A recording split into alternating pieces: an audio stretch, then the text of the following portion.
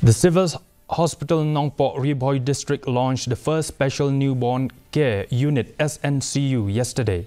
The SNCU is equipped to handle premature and critically ill newborns, ensuring they receive the best possible care right from their first moments. Speaking to the media, Dr. H.B. Buam, Pediatrics and SNCU in charge, informed that initiative marks a significant steps forward in improving child health care services in Nongpoh and surrounding areas.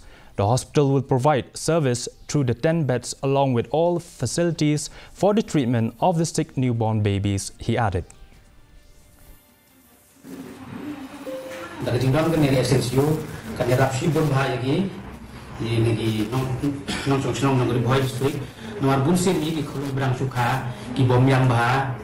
Tinggi hap cuka di sayu sebetulnya ni seselong terkalong di lubang sibun lagi long terus long senong dengan dibuai tidak jindong gini kan SNCU kan penmentuai bahaya kini nama mentara mundur kulung jam layak dengan special care ni kimdon kam cuba balik seselong kimdon kam cuba balik sebetulnya terkantam ke kulung di bastem bro kalau ngebak simple bahaya kulung bastem tinggi hap sudah sebetulnya dan sudah selong dan nomor dari gilis sebetulnya kena uji konsep dah kemarin dah uji sumar tu tebahannya layak free dulu nadong sedong tanggatai.